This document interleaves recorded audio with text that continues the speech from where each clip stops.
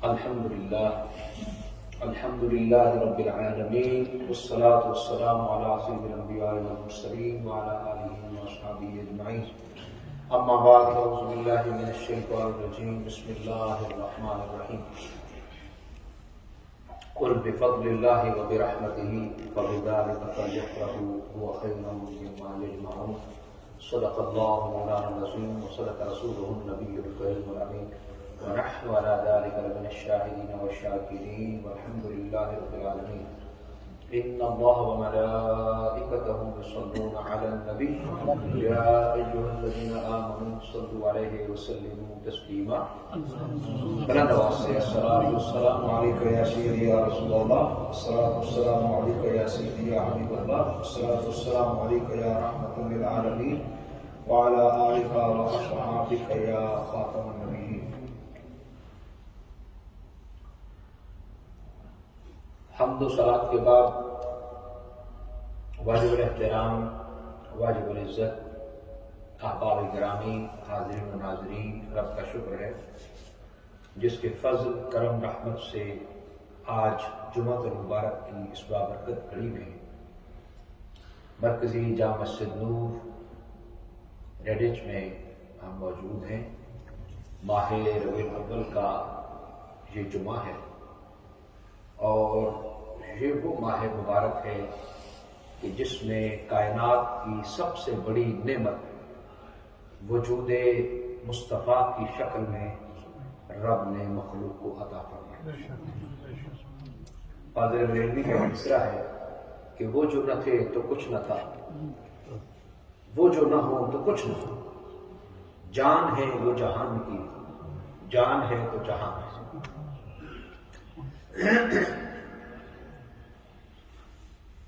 نعمتیں بے شمار ہیں. رب کائنات کی نعمتوں کو انسان شمار کرنا چاہے، گننا کرنا چاہے، کاؤنٹنگ کرنا چاہے تو قرآن مجید میں خود ارشاد فرمایا کہ وَإِن تَعُدُّوا نِعْمَتَ اللَّهِ لَا تُحْصُوهَا، تم اگر اللہ کی نعمتوں کو گننا چاہو تو تم ان کا احصاء نہیں کر سکتے، ان کو گن نہیں سکتے، ان کو شمار نہیں کر سکتے، بے شمار نہیں ہوتے. لیکن کائنات کی سب سے بڑی نعمت جو نعمت کبریٰ ہے، جو نعمت عظمیٰ ہے، جو نعمت اصلی ہے، وہ حضور کریم علیہ السلام کی ذات والا صفات ہے. قرآن مجید فرقان حمید میں 114 سورتیں ہیں اور ان 114 صورتوں میں متعدد احکامات، واقعات، قصص، وعد، وعید. وعد کہتے ہیں کہ نیکی پر جو وہ صلہ عطا کرے گا، اور وعید کہتے ہیں کہ جو برائی پہ وہ سزا دے گا. وعد، وعید سب چیزیں قرآن مجید میں موجود ہیں. انبیاء علیہم الصلوات و تسلیمات حضور کریم علیہ السلام سے پہلے جو ہوئے ان کے واقعات موجود ہیں. یہ تھوڑے سے غور سے بات کو سماعت کیجیے گا، وقت میں جہاں گنجائش نہیں ہوتی کہ بات کو پھیلا کے بندہ بیان کرے، کہ قرآن نے نہ صرف احکامات کو بیان کیا، اعمال کو بیان کیا، بلکہ قرآن مجید نے انبیاء علیہم الصلوات و تسلیمات کی میلاد کا اور ولادت کا بھی ذکر کیا. خدا معاف کرے لیکن جب بندے کے اوپر اس کے ذہن میں یہ چیز سوار ہو جاتی ہے کہ میں نے جو کہا ہے وہی ٹھیک ہے، دوسری غلط ہے، تو پھر اس کو حق نہ دکھائی دیتا ہے نہ سجائی دیتا ہے. اب دیکھیے ذرا، حضرت آدم علیہ السلام کی تخلیق ہوئی، پہلی تخلیق ان کی، آپ کے وجود کی، تو اس کا ذکر قرآن میں ہے کہ اللہ پاک نے ان کی تخلیق سے پہلے فرشتوں سے فرمایا کہ میں زمین میں نائب بنانے والا ہوں. وَإِذْ قَالَ رَبُّكَ لِلْمَلَائِكَةِ إِنِّي جَاعِلٌ فِي الْأَرْضِ خَلِيفَةً قَالُوا أَتَجْعَلُ فِيهَا مَن يُفْسِدُ فِيهَا وَيَسْفِكُ الدِّمَاءَ وَنَحْنُ نُسَبِّحُ بِحَمْدِكَ وَنُقَدِّسُ لَكَ قَالَ إِنِّي أَعْلَمُ مَا لَا تَعْلَمُونَ. میں نائب بنانے والا ہوں. انہوں نے کہا جی آپ اس کو نائب بناؤ گے جو خون ریزی کرے گا، دنگا فساد کرے گا؟ ہم آپ کی تسبیح کے لیے، تقدیس کے لیے، عبادت کے لیے کافی ہیں۔ اللہ نے فرمایا جو میں جانتا ہوں وہ تم نہیں جانتے، کہ تمہاری نظر دنگا اور فساد اور خون کے بہانے پر ہے، اور میری نظر اپنے محبوب پر ہے، میری نظر عبادت گزاروں پر ہے، کہ جو شب زندہ دار بھی ہوں گے، جو پرہیزگار بھی ہوں گے، جو نیکوکار بھی ہوں گے، جو تعلق دار بھی ہوں گے، اور ایک دوسرے کے ساتھ حسن سلوک کا کردار رکھنے والے بھی ہوں گے۔ حضرت آدم کی تخلیق کا ذکر ہوا، جنت میں ان کے رہنے کا ذکر ہوا، جنت سے باہر آنے کا ذکر ہوا، قرآن میں ہے۔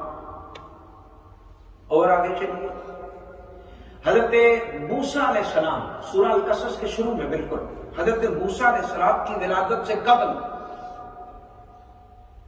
چونکہ فرعون نے اعلان کیا ہوا تھا، اس نے چونکہ خواب دیکھا تھا کہ جو بچہ پیدا ہوا، ایک بچہ آپ بنی اسرائیل سے ایسا پیدا ہوگا جو تیرے تخت کو الٹ دے گا، حکومت کو ختم کر دے گا۔ تو جتنے بچے اس وقت تھے اس نے قتل کرا دیے، تو 4 لاکھ سے زیادہ بچے قتل کرا دیے، اور جو اس کے بعد جو ہے نا جو بچے بھی پیدا ہوتا وہ قتل کر دیتا۔ ایسے ماحول میں بڑا زبردست شعر ہے اردو میں، فانوس بن کے جس کی حفاظت ہوا کرے۔ فانوس سمجھتے ہیں آپ؟ گلاس، شیشہ گلاس جو بتی کی لو کے ارد گرد ہوتا ہے، گول شیشہ، لیمپ جس کو کہتے ہیں، فانوس، وہ اس کو فانوس کہتے ہیں۔ چراغ تو تب بجھے گا کہ اس کو ہوا ٹکرائے گی، اور ہوا خود اس کے ارد گرد شیشہ بن جائے۔ فانوس بن کے جس کی حفاظت ہوا کرے، وہ شمع کیا بجھے جسے روشن خدا کرے۔ آخر حضرت عیسیٰ علیہ السلام کی ولادت ہو گئی۔ وقت میں نے کہا نا، گزارش وقت نہیں ہے۔ اچھا، ولادت کے بچپن کے واقعات بیان ہوئے۔ جب فرعون کے سپاہیوں، یہ تفاسیر میں لکھا ہوا ہے اسی سورہ قصص میں، جب فرعون کے سپاہیوں کو شک ہوا کہ اس گھر میں کوئی ایک دائی آئی گئی تھی، وہ حضرت موسیٰ علیہ السلام کی والدہ کی سہیلی تھی، تو انہوں نے کہا بھائی جاؤ چیک کرو، بچہ ہو گیا۔ تو وہ جب گئے دروازے پر، انہوں نے وہ باہر گئی، تو جب نکلی تو انہوں نے دیکھ لیا، کہاں گئی تھی؟ اس نے جی میری دوست ہے، میری سہیلی ہے، اس لیے میں گئی تھی۔ لیکن انہوں نے چونکہ سخت آرڈر تھا، تو وہ آئے، اس کے بعد جب دروازہ دستک دی، ناکنگ کی، تو آپ گھبرا گئی کہ اب کیا کروں، یہ تو اس کو بھی مار دیں۔ تنور جل رہا تھا، تنور جل رہا تھا، تو آپ نے اس تکلیف اور مشکل کے وقت میں فوراً آپ کو اس تنور میں ڈال۔ وہ آئے، اندر دیکھا، چیک کیا، کچھ بھی نہیں۔ جب وہ چلے گئے تو آپ کی حضرت موسیٰ علیہ السلام کی ہمشیرہ کہنے لگی امی جان آپ نے تو بھائی کو تنور میں ڈال دیا تھا، آپ گئے تو آپ مسکرا رہے ہیں، تنور سے نکال دیا۔ بات تو سمجھے۔ اب اس واقعے کے بیان کرنے کا کیا مطلب ہے؟ اس میں کون سا حکم ثابت ہو رہا ہے؟ کچھ بھی نہیں۔ لیکن جو اللہ کے محبوب ہوتے ہیں ان کی ہر ادا رب کو پسند ہوتی ہے۔ ولادت کے واقعات، پھر کس طرح ان کو بکسے میں ڈالتے ہیں، پھر وہ سمندر میں نیل میں بہتے بہتے پھر فرعون کے دربار تک پہنچتے ہیں، پھر ان کی دودھ کی باتیں ہوتی ہیں۔ قرآن کہتے ہیں سورہ قصص میں کہ وَحَرَّمْنَا عَلَيْهِ الْمَرَاضِعَ، حضرت موسیٰ علیہ السلام پر ہم نے دودھ پلانے والی عورتوں کا دودھ حرام کر دیا، کیونکہ ان کی والدہ کو اللہ نے الہام کیا تھا کہ تو میرے تے اعتبار کر، میں تانوں واپس موڑ سکتا۔ انہوں نے پھر اس طرح بکسے میں ڈالا۔ آپ سنتے ہیں بات، میں یہ کہہ رہا ہوں کہ یہ تو قرآن میں ہے کہ دودھ والیوں کا دودھ حرام کر دیا۔ آپ کی ہمشیرہ ساتھ میل پہ جا کے دیکھ رہی تھی، جہاں پہنچے آپ دودھ نہیں پی رہے ہیں۔ جتنی مائیوں سلمان میں فیڈر لیکٹوجن چیزیں تو نہیں ہوتی تھی، دودھ پلانے والی ساری عورتوں کو آپ نے رد کر دیا۔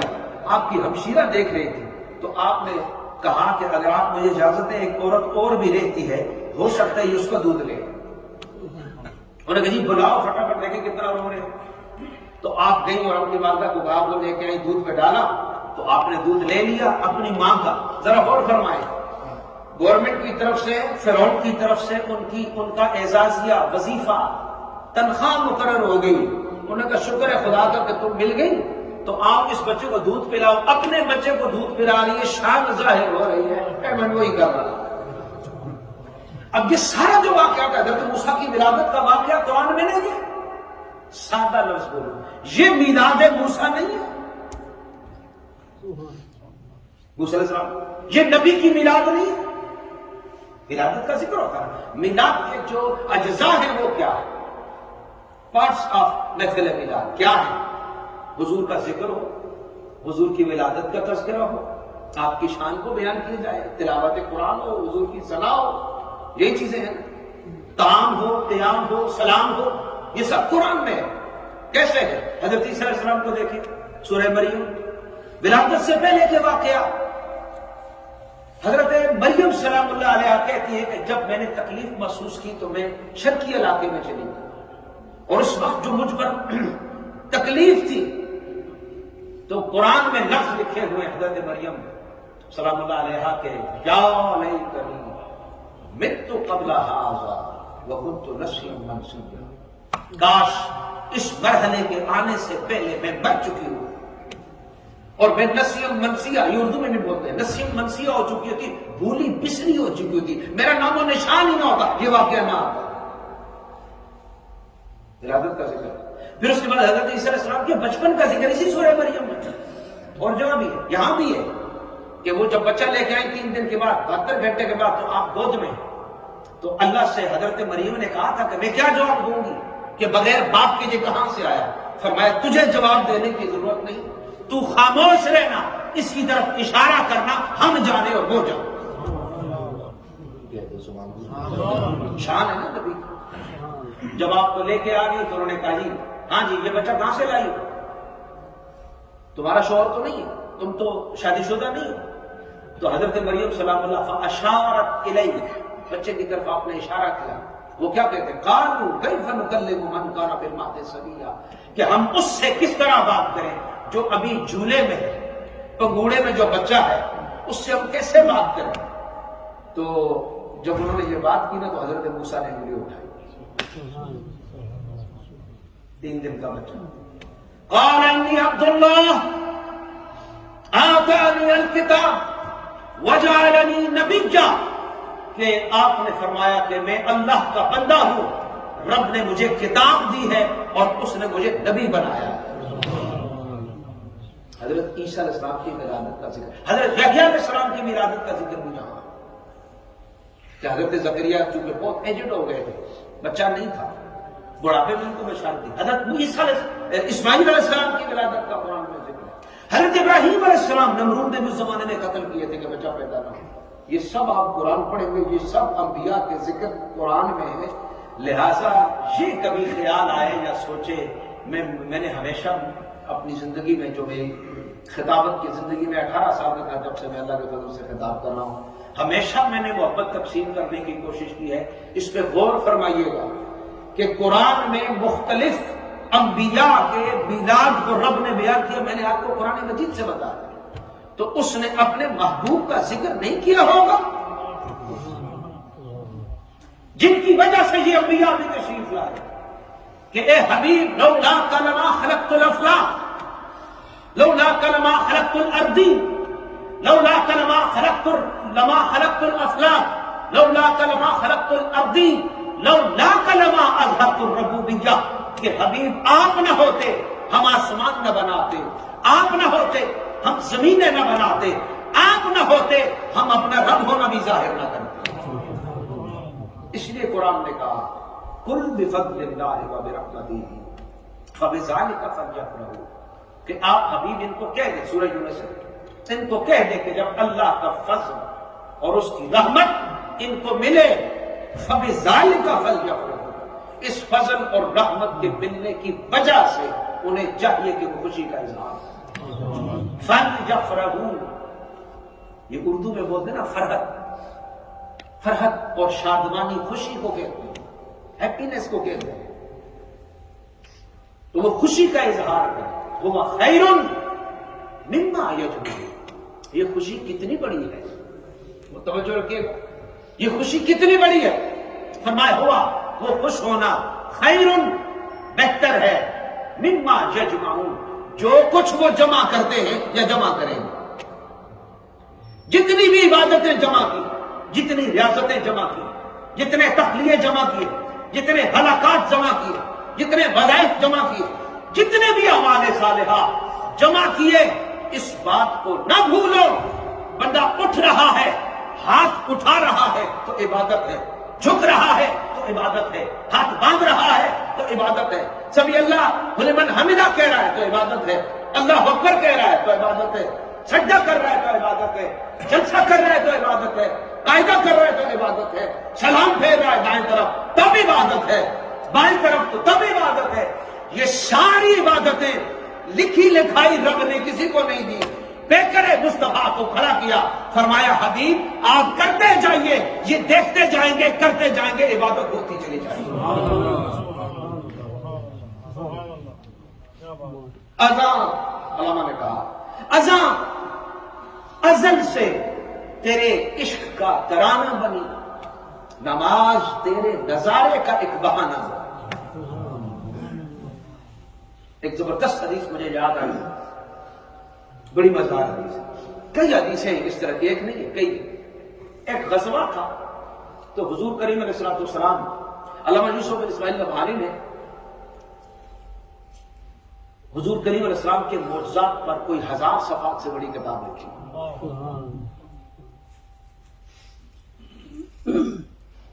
اس میں یہ حدیث مبارکہ موجود ہے کہ ایک غزوہ میں حضور کریم علیہ السلام نے نماز پڑھائی. غور کیجئے گا، غزوہ ہو گیا. حضور جب نماز پڑھاتے تھے تو سترہ قائم کرتے تھے، آگے آڑ. تو صحابی نے نیزہ گاڑ دیا تاکہ اس کے آگے سے لوگ آئیں جائیں. سترہ آڑ.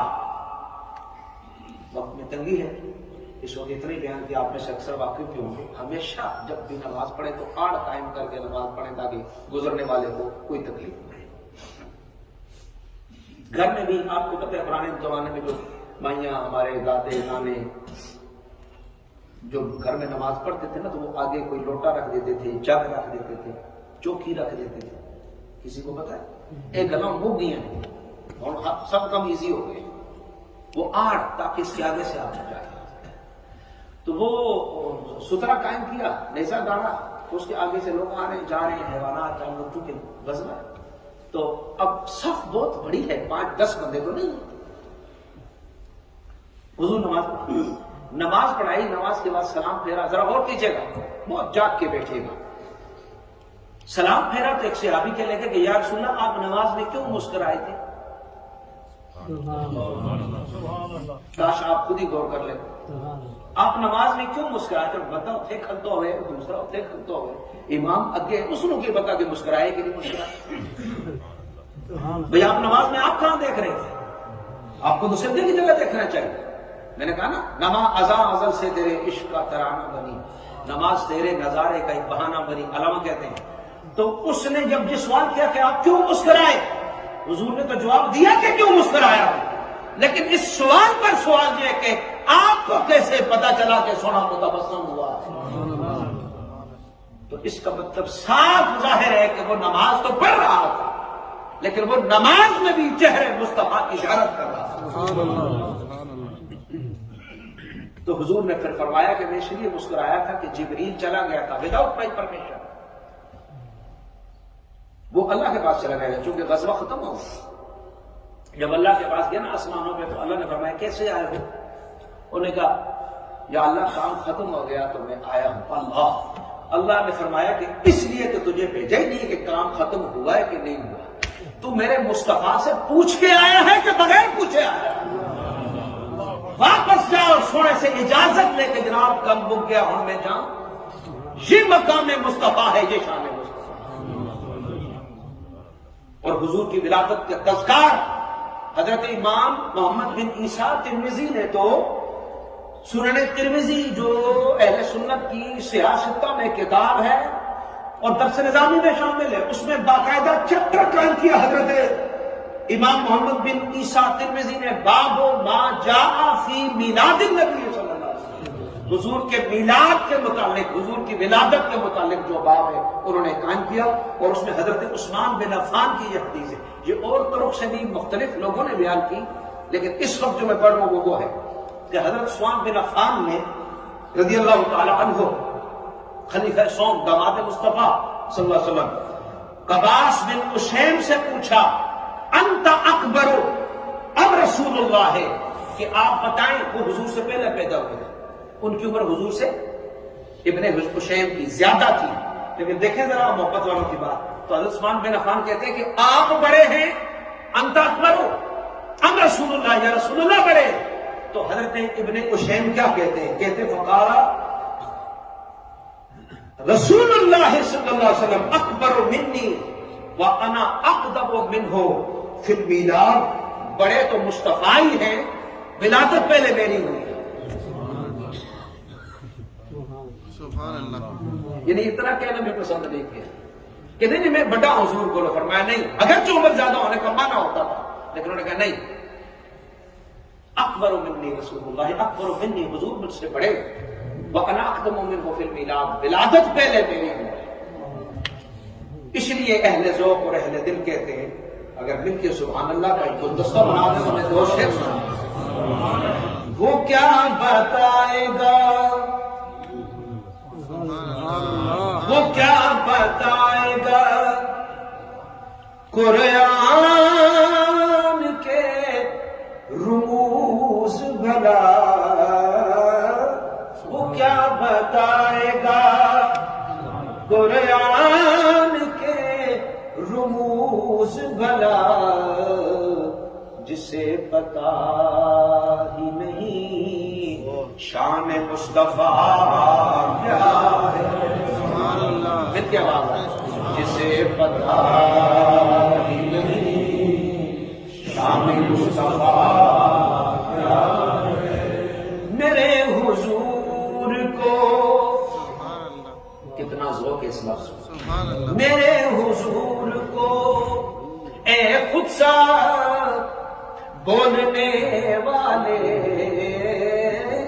میرے حضور کو اے خود سا بولنے والے، تو ان کی ذات کے بارے میں جانتا کیا ہے۔